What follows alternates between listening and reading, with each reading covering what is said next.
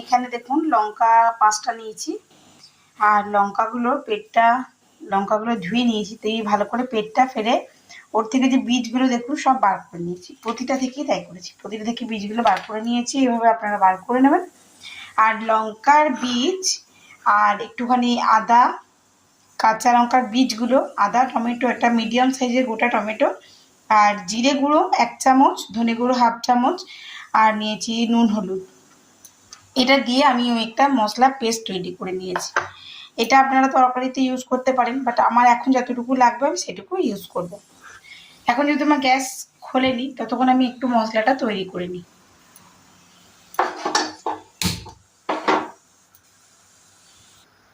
চলুন তাহলে রেসিপিটা শুরু করা যাক। আমি কড়াইতে দিয়ে দিয়েছি সরিষার তেল। এবার এখন আমি এর মধ্যে দিয়ে দেবো একটুখানি গোটা জিরে, তারপর দিয়ে দেবো একটু কুচানো কাঁচা পেঁয়াজ, যেটা আমি স্লাইস করে কেটে কেটে রেখেছি।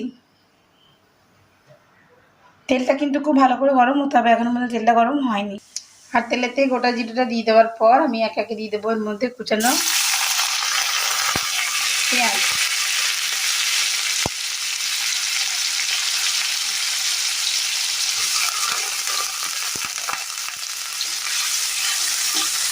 অবশ্যই আপনাকে পেঁয়াজটা ভাজা ভাজা হওয়া পর্যন্ত একটুখানি অপেক্ষা অবশ্যই করতে হবে। আর এখানে যে কাঁচা লঙ্কা, যে লঙ্কাগুলো চিড়ে আমি যে বীজগুলো ভিতর থেকে বার করেছি, খুব পরিষ্কার করে পেটটা ভালো করে পেটে পরিষ্কার করে নিয়েছি। এরপর ওই যে বীজটা ছিল সেইটার মধ্যে একটা গোটা মিডিয়াম সাইজের টমেটো আর কাঁচা লঙ্কার বীজ, আর দিয়েছি আপনার একটু জিরে গুঁড়ো, ধনে গুঁড়ো, 1 চামচ জিরে গুঁড়ো, 1/2 চামচ ধনে গুঁড়ো, আর দিয়েছি নুন আর হলুদ। এটা দিয়ে আমি ভালো করে একটা পেস্ট তৈরি করে নিচ্ছি। এটা আপনারা তরকারিতে ইউজ করতে পারেন। আর আমি এখানে পেঁয়াজ, আদা, রসুন একটা পেস্ট করে রেখেছি, এটাও দেবো। তো যেটা রয়েছে এটা আমি এখন কাজে লাগাবো। তো চলুন রেসিপিতে চলে আসি। পেঁয়াজগুলি দেখুন অনেকখানি ভাজা ভাজা হয়ে গেছে। এদিকে আমার কুকারে এখনো আলু গ্যাসটা খুলিনি। আলুটাকে খুব ভালো করে স্ম্যাশ করে নিতে হবে।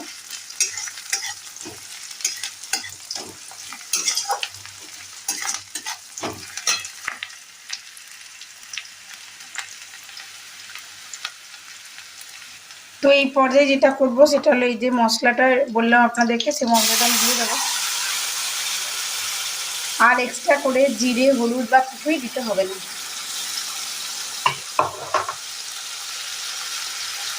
আর এখানে 1 চামচের মতন দিয়ে দিলাম আমি আদা, পেঁয়াজ, রসুনের একটা পেস্ট।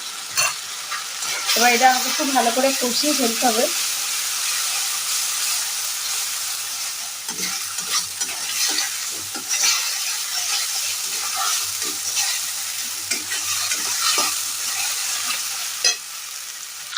তো আরেক সাইডে প্যান চাপিয়ে আমি এতে ভাজিয়ে একটু বাদাম আর দিচ্ছি এখানে কারি পাতা।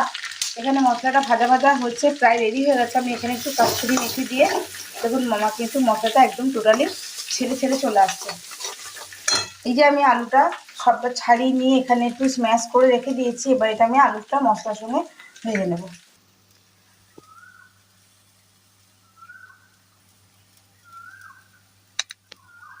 আলুর মশলাটা টোটালি রেডি হয়ে গেছে।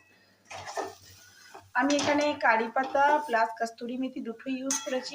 তোমরা যদি কারি পাতা অ্যাভয়েড করো বা কস্তুরি মেথিটা অ্যাভয়েড করো তাহলে সেটা অ্যাভয়েড করতেই পারো অবশ্যই। তো দেখো এটা আমার একদম রেডি হয়ে গেছে, ছেড়ে ছেড়ে উঠে চলে আসছে, যখন ভাজা ভাজা একদম হয়ে গেছে।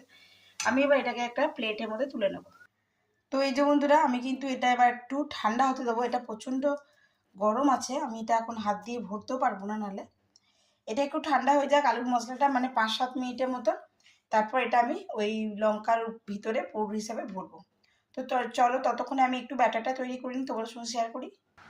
তো দেখো বন্ধুরা ব্যাটারটা তৈরি করতে আমি এখানে কী কী দিয়েছি। এখানে দিয়েছি ঝালের জন্য গোলমরিচের গুঁড়ো, দিয়েছি হলুদ গুঁড়ো, পরিমাণ মতো নুন, দিয়েছি একটু চিনি, দিয়েছি আজওয়ান, ঠিক আছে, যাতে হজমটা হয়, কোনো রকম মানে কোনো রকম অ্যাসিডিটি না হয়ে যায়।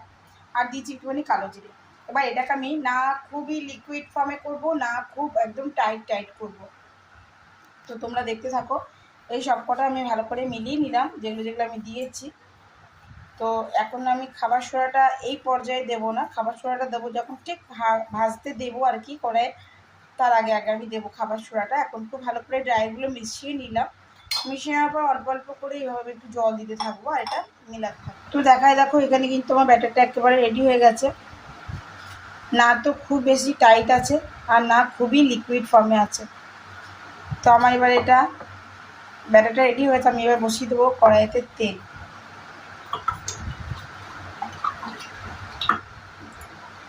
আর এখানে লঙ্কার ভিতরে পুরটা ভরে দেওয়া হয়েছে। বন্ধুরা কড়াইতে বসিয়ে দিয়েছি তেল। এখানে আমার লঙ্কার বড়া ভাজার জন্য ব্যাটার একেবারে রেডি। আর ব্যাটারটা দিয়ে দেবো আমি এইটা মতন সোডা।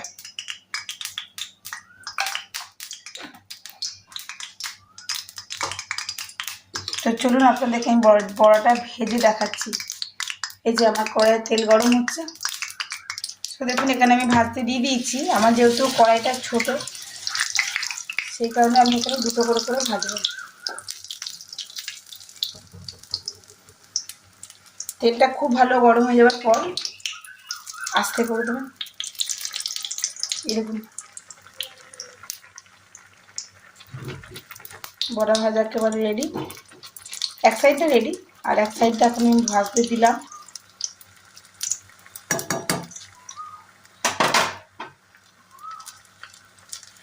সে দেখুন দুটো বড়া হয়ে গেছে, এটা সার্ভ করা হচ্ছে। এখানে আমি আরও 4টে বড়া বসিয়ে দিয়েছি, দেখতেই পাচ্ছেন। এই সাইড করে আর কি আমি বড়াগুলো দিয়ে দিয়েছি।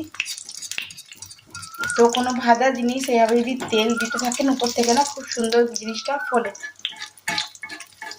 তো এই যে এইভাবে আমি এগুলো বড়াগুলো ভেজে নেব। মানে স্পেসটা একটু ছোট হওয়ার কারণে একটু প্রবলেম হবে।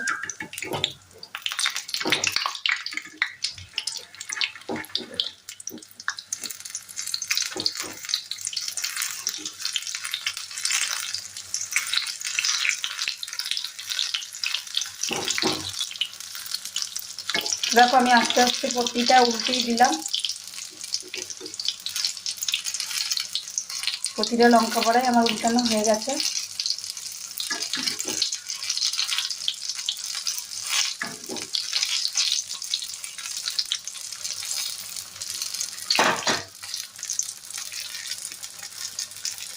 তো এটাও একটু বেশ 2 পিসটা লাল লাল করে ভেজে নেবে। তারপর অবশ্যই মুড়ি দিয়ে, আর যদি মুড়ি না দিয়ে চা দিয়ে খেতে পারো, মেয়োনিজ দিয়ে, ভালো লাগবে। তো বন্ধুরা আমার লঙ্কার বড়াগুলো রেডি হয়ে গেছে। আর দেখতেই পাচ্ছ কেমন হয়েছে। হয়েছিল অনেকগুলোই, সবাইকে দিয়ে দিয়েছি, সবার খাওয়া হয়ে গেছে। আর এখন যেহেতু সকাল থেকে টিফিন করিনি, তো এখন 1:48, আমি একটু চা দিয়ে পকোড়া খাবো, দুজনেই খাবো।